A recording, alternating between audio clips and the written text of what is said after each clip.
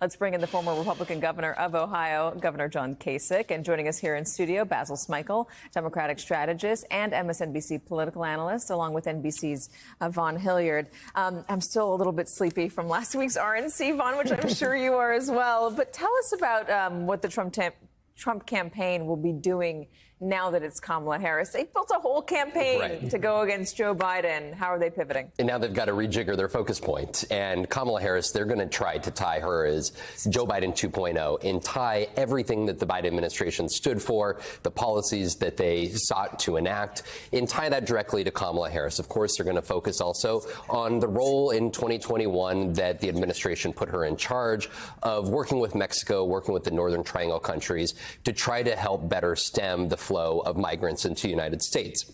Of course, you're also going to be looking back at comments from Kamala Harris back when she was running for president herself back in 2019, including a health care plan that she put forward that was a version of Medicare for all, but it would require private health insurers to offer a baseline Medicare option over the course of the next 10 years here. And so largely this is going to complicate things for the Trump administration because Kamala Harris, the country has been able to be acquainted with her, but not in necessarily a critical way that for the last 20 months, the Trump campaign has put their entire focus on labeling Joe Biden as old, as weak. Kamala Harris is not those things, and that's a reality that they're going to have to settle with, that they're running now against an opponent who is 19 years younger than their own nominee. You know, it's interesting, Governor Kasich. You only have one opportunity to make a first impression, right? I'm mangling that a little bit, but you know the saying that I'm talking about. And we sit here as part of a cable network that talks about politics much of the day. Not everybody out there knows Kamala Harris. Not everybody out there is familiar with her trajectory, how she got to where she is, or even what she did. Maybe they don't even remember that she ran for president. So with opportunity, right, is also risk. And I'd say there's also risk on the side of the Trump campaign. How do you see this playing out in terms of introducing her to a big part of the electorate that may not know much about her? And who gets to define that first? Which campaign? You know, I think it says something like you only have one chance to make a good second impression. Because right now, I mean, let's just be honest about it. She's not held in high esteem. If you look at the numbers, people are not impressed with her. I don't know that that isn't true with a lot of vice presidents, but that's what she has to overcome. So they're going to have to get out there and introduce her over the next few weeks, and then particularly at the convention. And one of the things they'll watch is who does she pick for as a running mate, and what is she going to say? Is she look? A lot of this right now is visual. The same way that Americans looked at the debate and said Biden's got to go, they're going to have to look at Harris and say, oh, we can see her as a president of the United States. Now, I don't know if anybody else will jump in this race. I kind of suspect somebody will and try to challenge her for this, but I think at the end she'll lock this up. A lot of people talking to me about, who she's going to pick, all kinds of questions. But I think at the end it's how she first introduces herself. And if she does, and she can be viewed as strong and intelligent, she can have an opportunity to change the narrative. And then I think later, as your guest has just said, I think these issues will begin to come in. They're already starting to talk about her being the border czar and how she failed at that, but she's going to have to respond about what they're going to do about inflation. But I think that's a little bit later.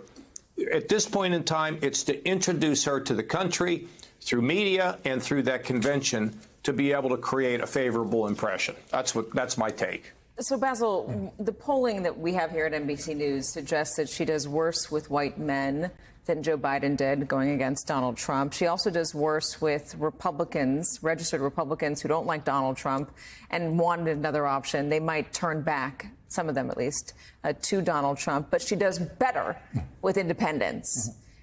Is that her strength? Is it going to be the independents? Is it going to be the youth vote? We always talk about the youth vote. Are they going to turn out? But if you open up your phone right now and you go on social media, it is filled with Kamala Harris memes. She is all over the site right now, getting introduced to an audience that will be able to vote. A lot of them. in November. Well, this is an opportunity to really create a new narrative for the entire campaign, not just who she is as a candidate. It's an interesting introduction or reintroduction to the voter, right? Because 14 million people already voted for her as part of the Biden-Harris ticket. So this is now an ability to. I know I keep hearing that, but they're not voting really, most of them, for Kamala Harris. You mean it's the top of the ticket. Well, no. I mean, I understand that, but she is not an unknown person to a good chunk of the electorate, is what I'm saying. And yes, there is a part of this where she does have to introduce herself, and those negatives are going to get pulled out and they're going to get tested. That's absolutely right. And we haven't seen that reflected in the polling as yet. But my sense is that with young voters in particular, because I teach, so I talk to them all the time, they were not terribly excited about this race before.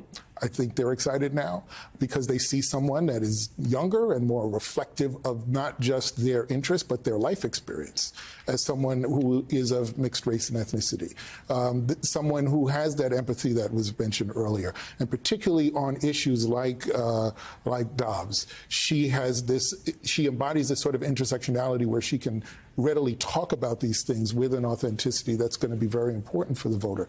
So as we talked about the money and how important that's going to be to this race, that gives her the opportunity to have this really strong conversation with the voter right out the box, leading up to the convention. And then look, the attacks are going to come. But I think with independent voters, I think with young voters who had their concerns about this race, I think this creates a new narrative for them about the future. I do love that they're calling 59-year-old Kamala Harris young. That makes you a mere child.